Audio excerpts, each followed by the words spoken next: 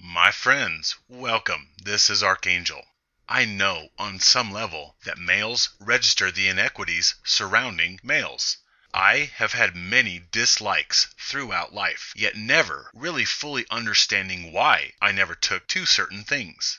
I have mentioned in many videos my aversion to appearance standards, or traditionalism, or authority, or even family, yet I never really understood why. And of course, everybody around me simply labeled me as rebellious. However, having awakened to male devaluation, expendability, and gynocentrism, I understand why. Because all such things represented or were indoctrination platforms for male disposability through utility. Conformity to these paradigms was the vector of indoctrination. Furthermore, there are a couple other things which I never really liked, and now I know why. Because they represented male marginalization, and marginalization is one facet of devaluation. So, one disagreement was family, specifically kids. I did not like chicks with kids. Now, of course, the awakened males know that females with kids are simply looking for a meal ticket. Moreover, interaction is detrimental, as you can get saddled with financial responsibility for children that are not even biologically yours. However, I have always realized that if I carried on with offspring-equipped females, that me and my wants or needs would always come dead last.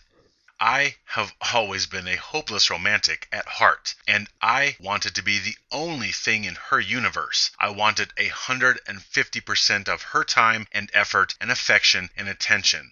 And I knew that kids would always come before me, and I would always be marginalized and, of course, shamed into sucking it up, manning up for the sake of her kids and whatever time she has after the brats were off to bed and she was done watching her shows or talking to her mom or texting who knows who. And at the end of all this, I might be graced with a few seconds of her attention before bed.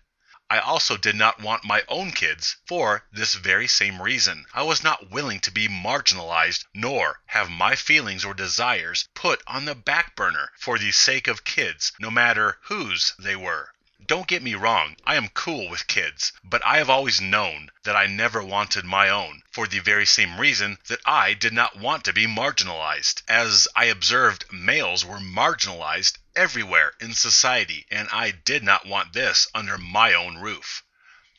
Really? You don't want kids? What? You don't like apple pie or Chevrolet? You must be a bloodthirsty communist. And you're selfish because you don't care about the continuance of the human race.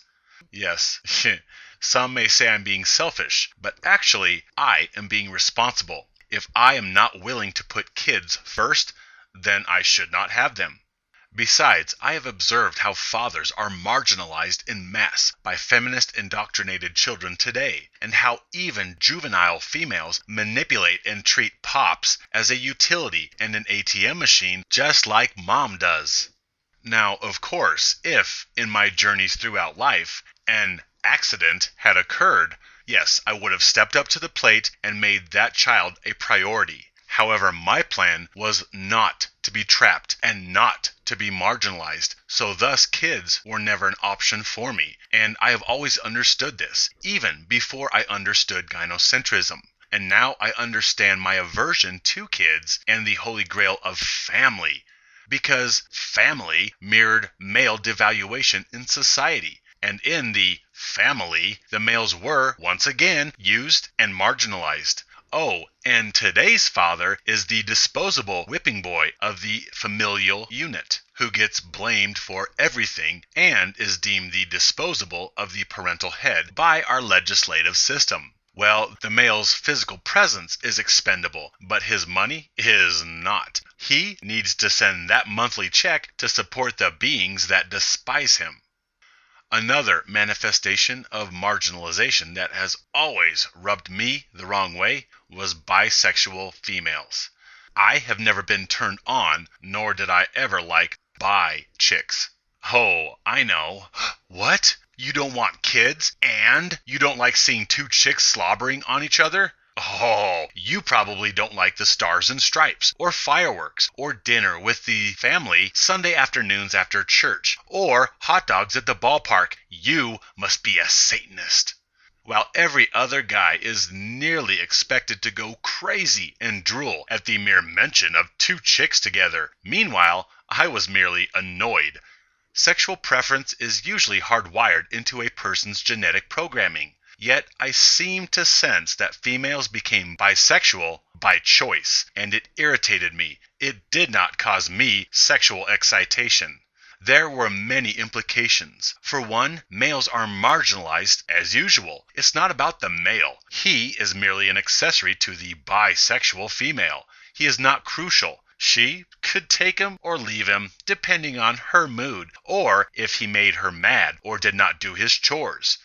So, again, a male is not much of a priority. Next, it speaks to females' entitlement mentality. They get to have their cake and eat it too, and guys should be encouraging this with their praise for anything involving females together, which most males do. Yet, it allows females to do who and whatever they want. They could sleep with all kinds of chicks and still claim there is no cheating taking place, since they are out riding other princesses, not Y-chromosomed shovels. And males, the marginalized utility, will sit around and praise them for their hedonistic, hypocritical, selfish indulgences, so long as he at least gets to watch. Ugh, guys are so pathetic.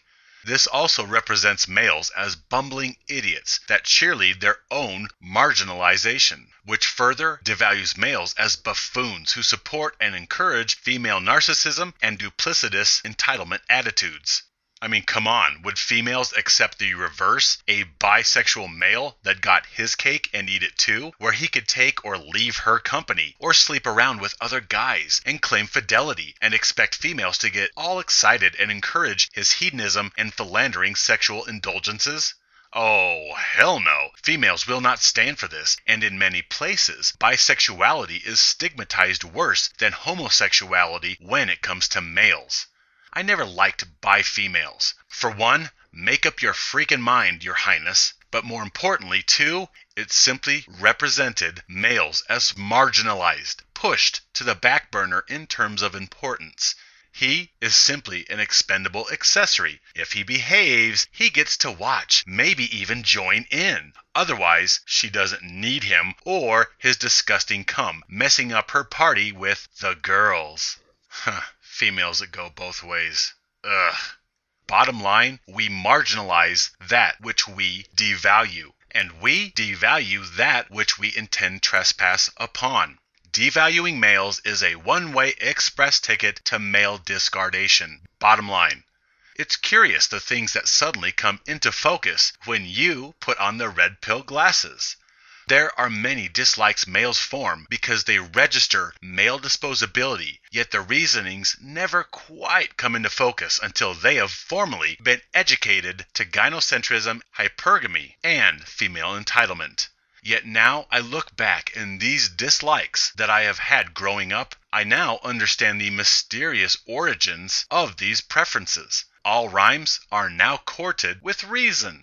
I detested so many things because on a subconscious level, I was rebuking everything that contributed to male devaluation and ultimately male expendability. I was a warrior before I was even knighted, and I know most of you are as well. My friends, my brothers, stand with me, live free.